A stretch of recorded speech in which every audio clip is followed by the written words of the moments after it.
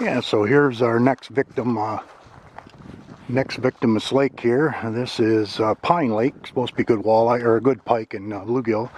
And we'll hit this in the morning and see what we come up with, and kind of work our way out in here. And we are at a federal forest campground, and there's not much activity out here. So as near as I can figure, it's pretty quiet. We might be able to go ahead and have a little bonfire tonight. We'll see. Burn up some of that wood, get rid of some of it. But anyway, I got a few more errands I got to do tomorrow. I got a problem with my stove not working, and it has something to do with the connection, the hose and the regulator. So anyway, I'm gonna see if I can't track that down. But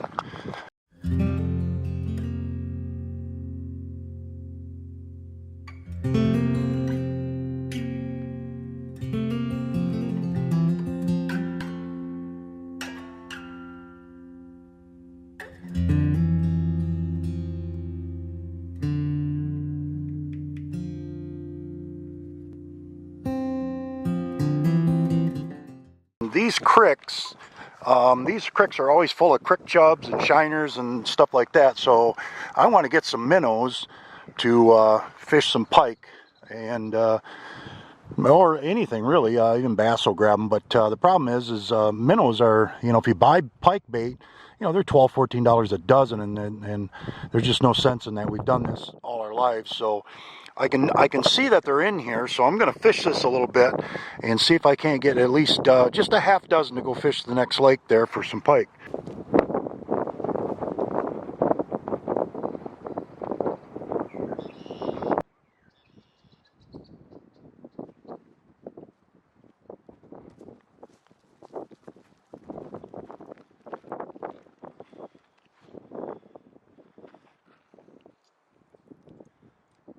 So you can see, this is a crick chub. We've got a bunch of river shiners, but you can see already we've caught close to a dozen in there already. And that's the whole idea, is why pay for bait when we can just catch them here. And I'll try to hold this while I'm fishing them. You can see them, they're just right down here by the culvert. They're kind of hiding up in the culvert, but we'll see if we can get another one. And it doesn't take much. Just want a little number 8 or number 10 hook, and you're just gonna, you take the barb off, and you don't damage them when you hook or put them in, unhook them.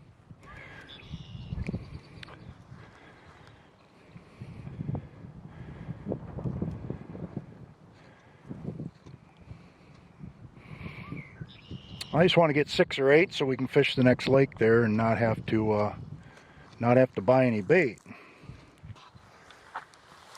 All right, I caught 3 more. This is a nice crick chub here, and like I said, we can pop them right out of there. And it's a nice little crick chub.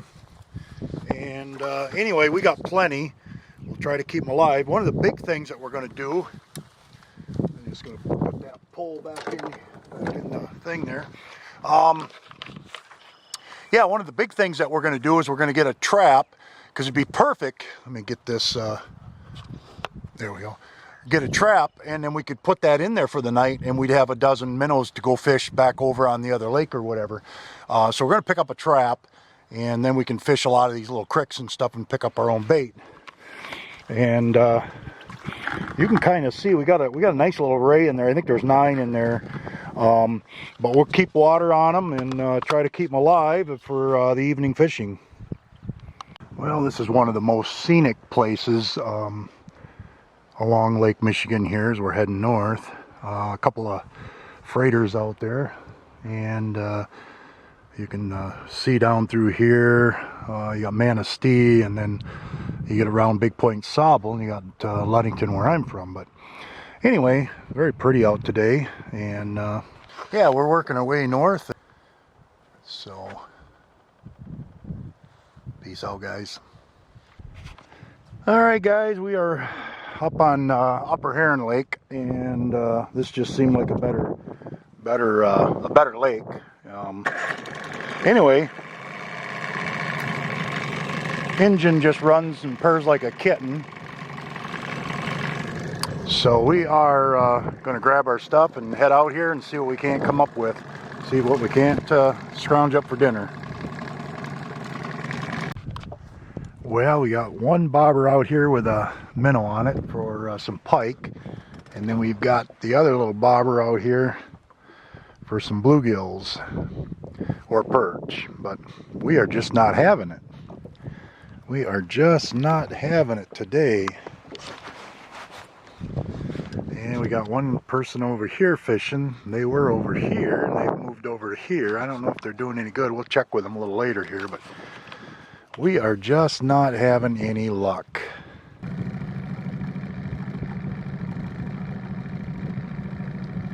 Well, we're doing a little trolling with a chartreuse Rapala, and we've given it heck for quite a while now, and we just aren't having any luck. We're going to troll on kind of across the lake, and then we'll back up and call it good.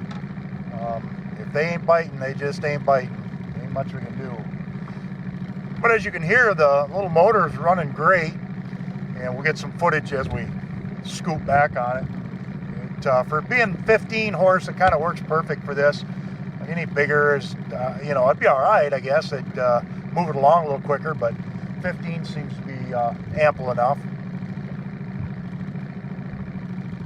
I figured with the Rapala, we'd have a chance for maybe a brown in here, a walleye, pike, and that's about it.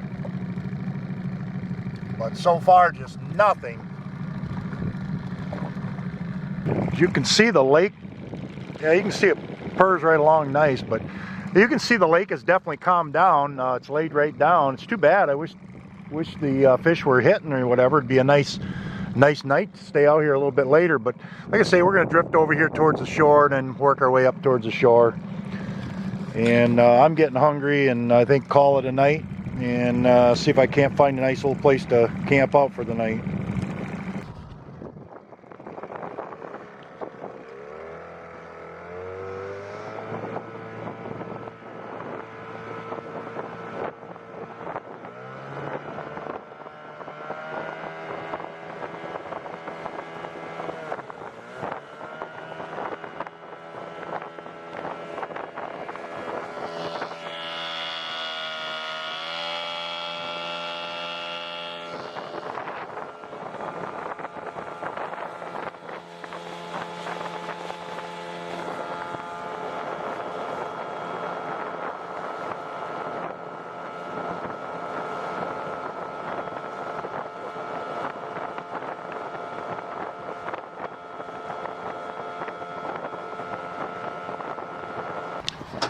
So there's an app on your phone that you can download, and you can get all the artesian wells that are basically all over the United States. But I've known about this one for about 40 years because I've always came here and got water. So we're gonna fill all of our jugs up with some nice artesian water here.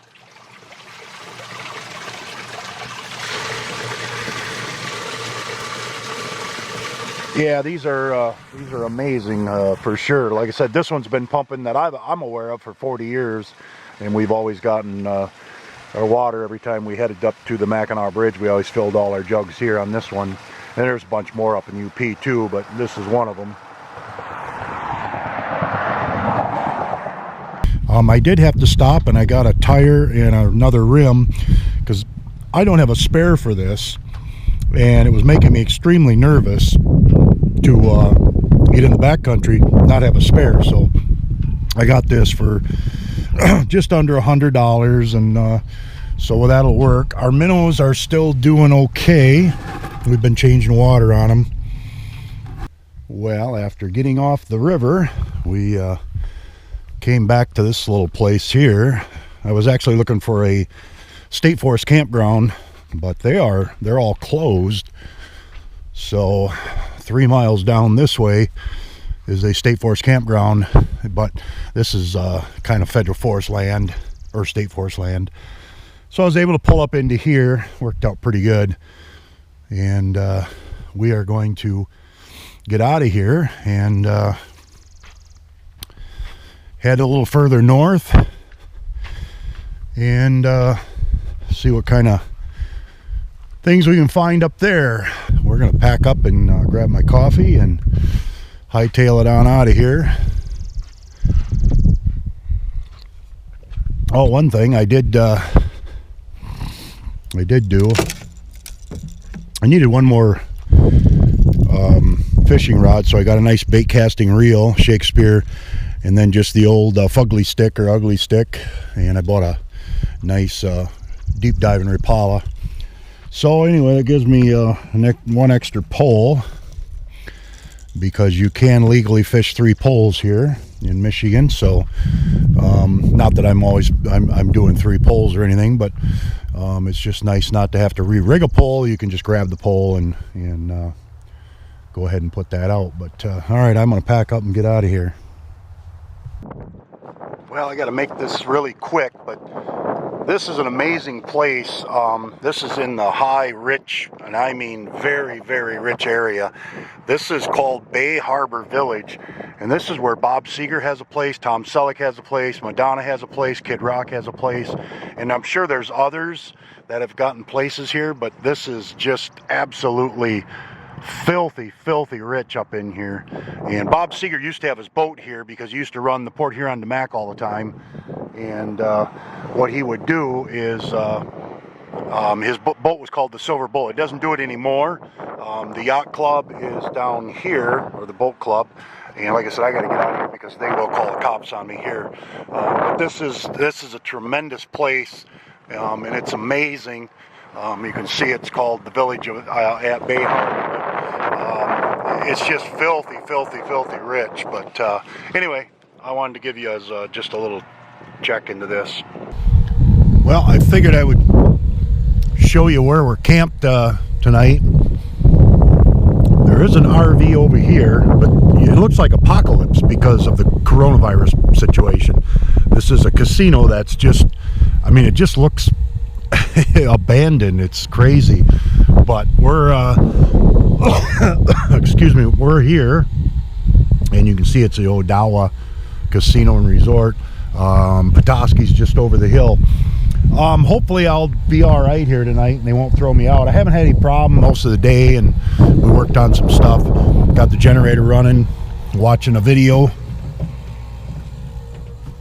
and it's fairly cozy in here. We got the buddy heater going, watching a video. I'm gonna cook up some soup. I just had some salad, which I haven't had in a while, man. Salad really hit the spot, just because I'm doing the cooler with some ice, and until we pick up one of the little Domestics or the winter fridge or something. But anyway, I'm gonna get to having some dinner, some soup, and then just probably watch some more stuff till maybe about 11, and then hit the hay, and we're going to try and go hit another lake tomorrow, depending on unless it snows. It's supposed to really be cold tomorrow.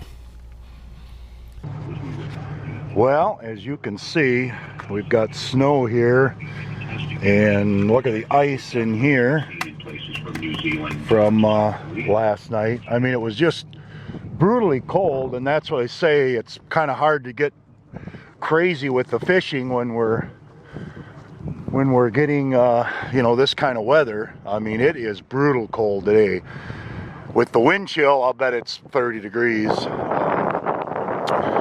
So we're just trying to wait, and we're trying to kind of slow our roll here just to get warmer temperatures, and they're coming, but man, they're slow. Anyway, I did get about a little after midnight. I didn't film it, but I did get the knock, the infamous knock, because this casino was closed. The officer was pretty cool, and of course he ran me through the gamut and everything. But And but he was really cool about my pistol, my concealed weapon. You know, he let me basically just get it out and everything without him even worrying about or looking, and he just wanted to see my pistol and stuff and my card, and you know, he was really cool about it. And when all said and done, he actually went the extra mile. He called into the security over here and asked if I could stay here. He didn't want me to go cruising on the road and stuff at 1 in the morning, and so he actually went to, you know, and he was a young guy, and he went the extra mile and got me permission to stay here for the night and stuff. So it was nice. It interrupted my sleep, but it was pretty nice of him to do that. So once again, I did have to put up with about a half hour of him running all my stuff and checking me all out and all those good things, but you know, that's just the price you pay on that end of it. But he turned out to be really a good guy, and you know, it turned out all right. So anyway, I'm going to get out of here, and today I think it's just going to be a chilling out day again, because it's just brutally cold, and you know, it is what it is until it warms up, which this will be. I think this is the coldest day today, and then it starts to warm up again. So all right guys, I'm going to go get some coffee and work my way a little bit further north, another hour north. Well, it's windy as heck out. I went and got some groceries, and probably enough stuff for now for a week or so. And I stopped and grabbed some wood and built this little frame to put the TV in, just to get it up on the wall and get it out of the way. Kick back here and watch a movie and make some chicken strips, because I can't seem to catch any fish. I think it's just been too cold. It's certainly not from the lack of trying, but we'll hit them. We'll get it. We'll run into them here, and as the you know, we're pushing a little bit. It's just kind of chilly out and whatnot, but we'll get there. We'll get them. So all right guys, I'm gonna get to watching a movie and check on some comments that you guys have left on the channel. Oh man, excuse me. So anyway, just chilling like a villain in the old all right guys, be safe in the coronavirus pandemic. Is it real? Is it a hoax? What is it? Who knows? But we'll do what we can.